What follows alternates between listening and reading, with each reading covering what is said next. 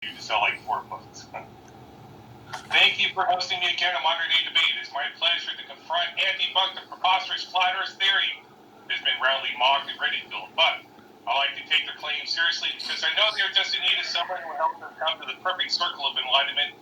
That's a joke, people.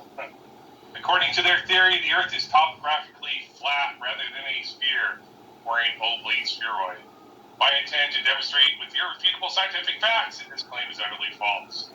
Let us begin with the principle of gradient pressure, which pertains to the force exerted by a fluid such as air due to the differences in pressure. As we move higher in the atmosphere, the weight of the air above us decreases, and so does the pressure. This is in direct contradiction to the flat Earth theory, which posits that the Earth is some form of flat world inside some container of sorts, and that the pressure at any given point would have to be the same.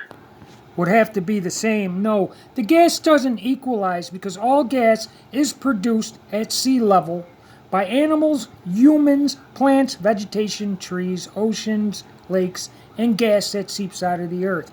At the same time it is being produced, it is also and simultaneously consumed and therefore cannot ever equalize like some individual like you forcing propane into a tank, a one-way process. The gas equalizes because you are forcing gas into that tank one way.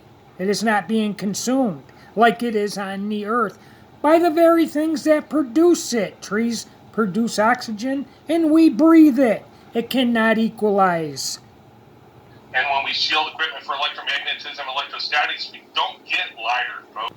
As for this whole like gravity and nonsense about you need a force, there's something called a downward electric current on the earth. It's measurable, it's provable. So we have positive energy increasing above, it then goes down to the ground to seek equilibrium. This is of course from a Richard Feynman lecture right here explaining it. It's a grounded metal plate will have the same surface charge as the earth. The plates covered with the ground conductor will have no surface charge. In the Next Level movie, actually it's Level With Me, check it out, levelwithmefilm.com. We actually did the experiment to show you can make things go up and down, manipulating electrostatics. Gravity's a fairy tale. Electrostatics is a proven thing. We all know that a positive and a negative will attract towards each other. So the Earth has a neutral or negative charge. Everything above it has a positive charge, and it is attracted to it. Everything that exists is electric. There's not one thing that exists in the entire world that is not electric. It's actually the unifying force that keeps everything here, holds everything together, and everything seeks equilibrium based on that. So everything's trying to find a state of rest based on its electric phenomena or its electric nature within the environment that we exist within. And then when you start to look further into it, you find out that on the smallest scale, electrostatics is significantly stronger than gravity is even claimed to be. Magnitudes greater, 10 to the 36 power to be specific.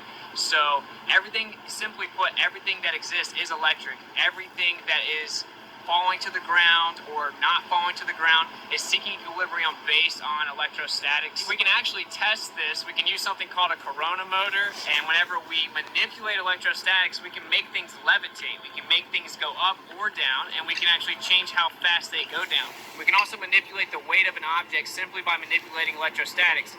And of course, that's how science actually works, is you do an experiment that shows you what the cause of the effect is, and you can manipulate electrostatics and cause the effect of downward acceleration, commonly referred to as gravity.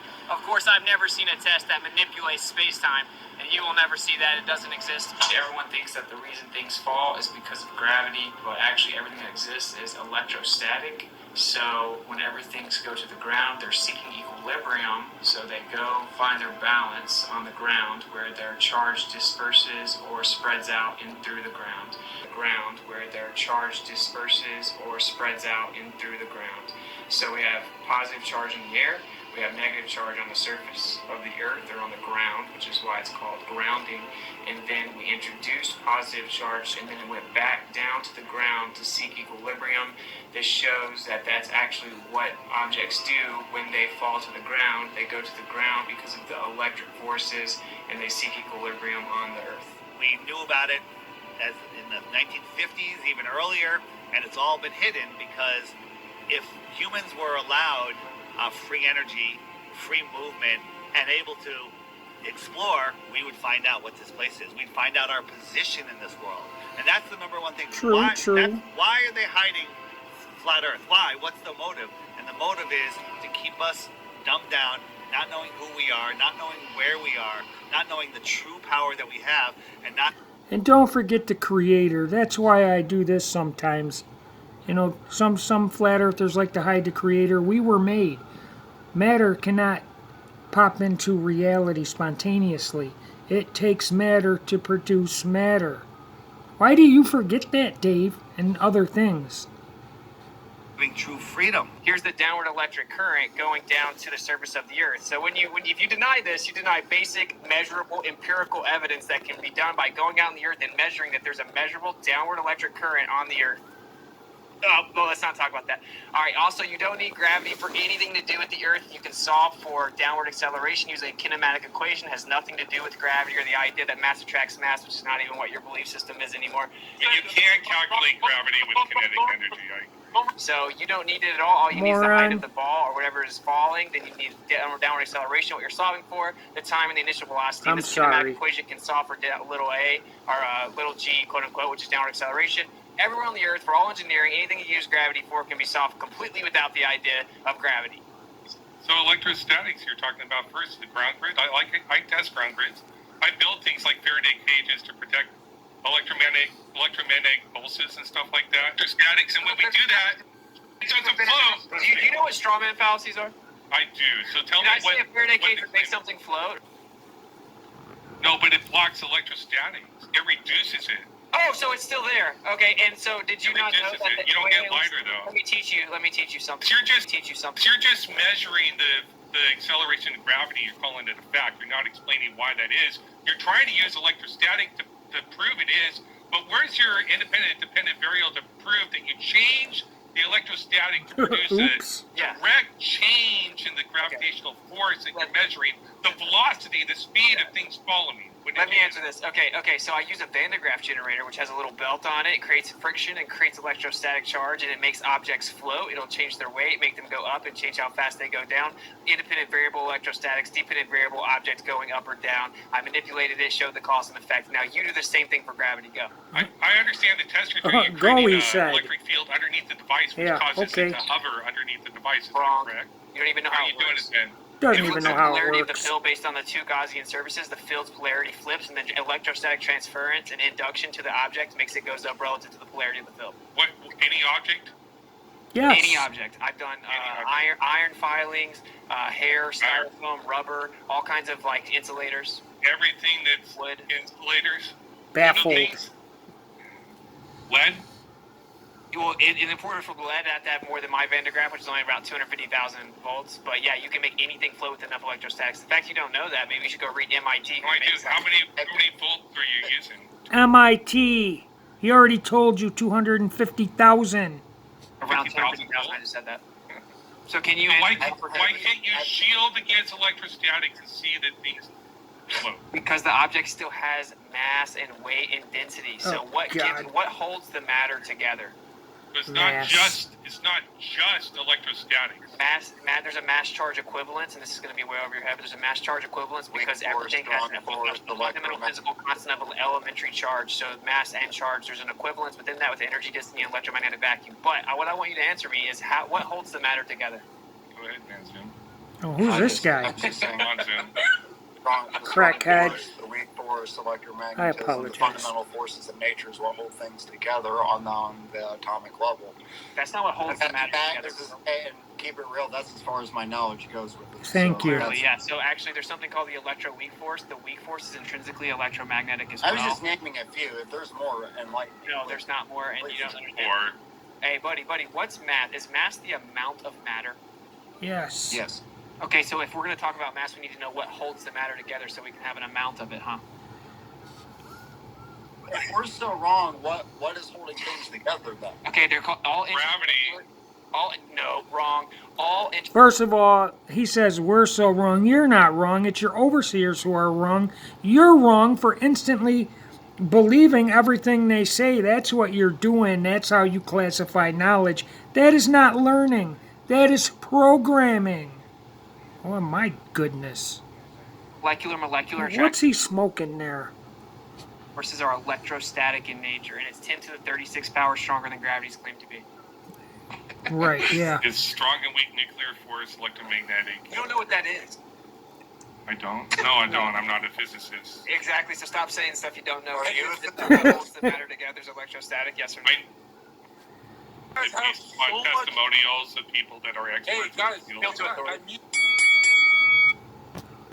And I will debunk space-time. Please allow me to introduce you to Logic! First of all, space-time is not a fabric. Space and time are not tangible things in the same way that water and air are. It is incorrect to think of them as a medium at all. Fake. Therefore, gravitational waves introduced to us by the liars at LIGO are debunked. What's this? Has space-time been proven? No. But despite all the things that space-time enables us to predict, it isn't real. In the same way that an atom is real, there's nothing you can do to detect space-time directly. Please wake up and face reality. Face reality! So there you have it, some portion of the heresy, heliocentric model pundits that rarely have a rebuttal.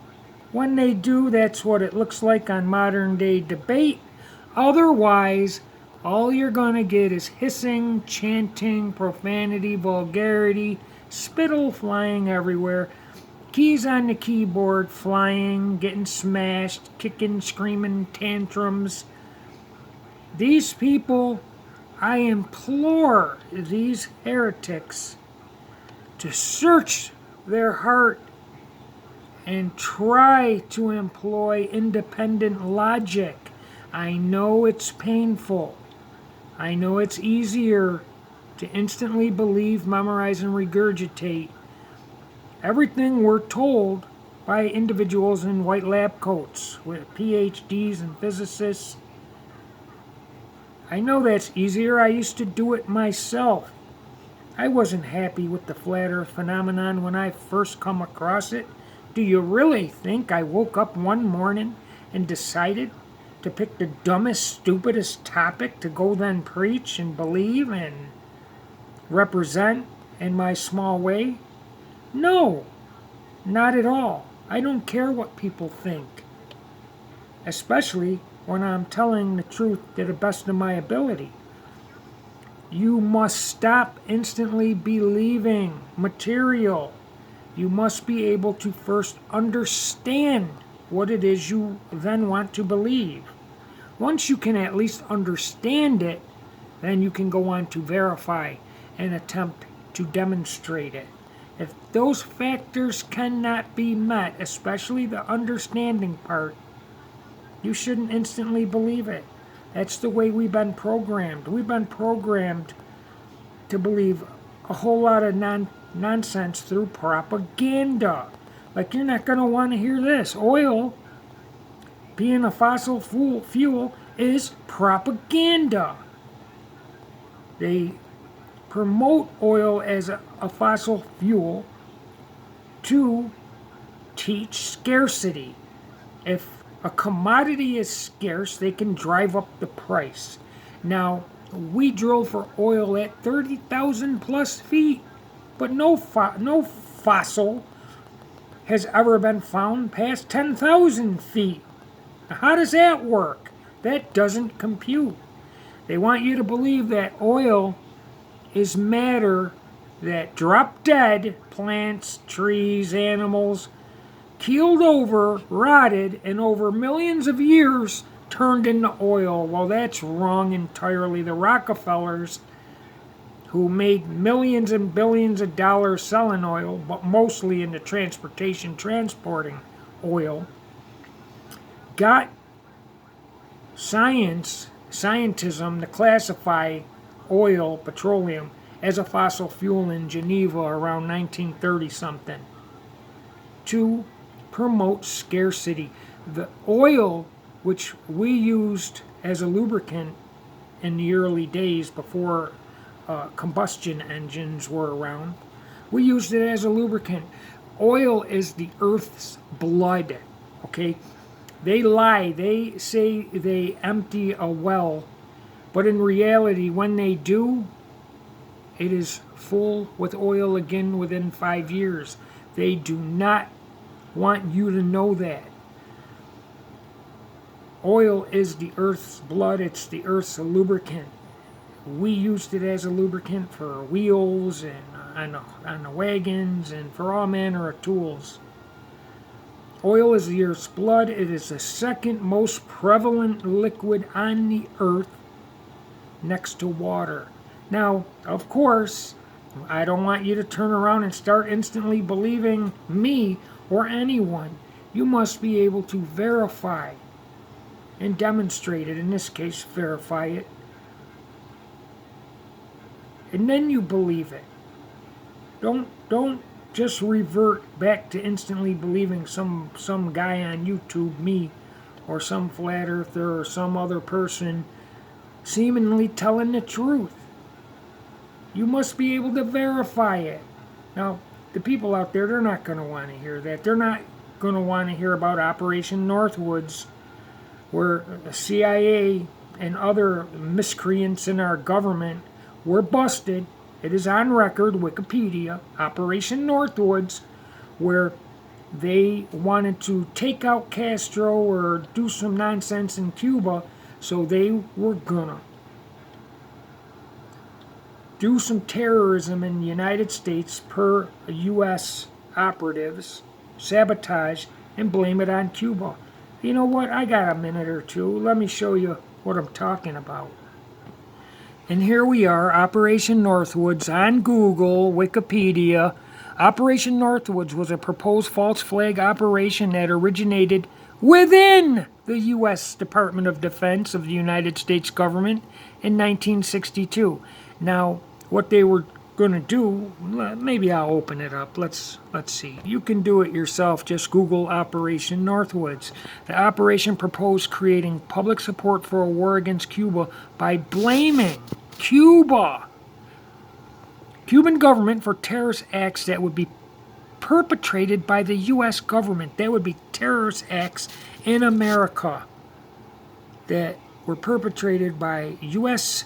operatives and then blamed on Cuba, like they've been doing, like they continue to do. It's propaganda. And keep listening to your favorite news agency at 6 and 6:30, and you'll get an earful. This world is pretty wholeheartedly evil. Your news, your baseball and your football, your bread and circus, that's just there to distract you from what's really going on.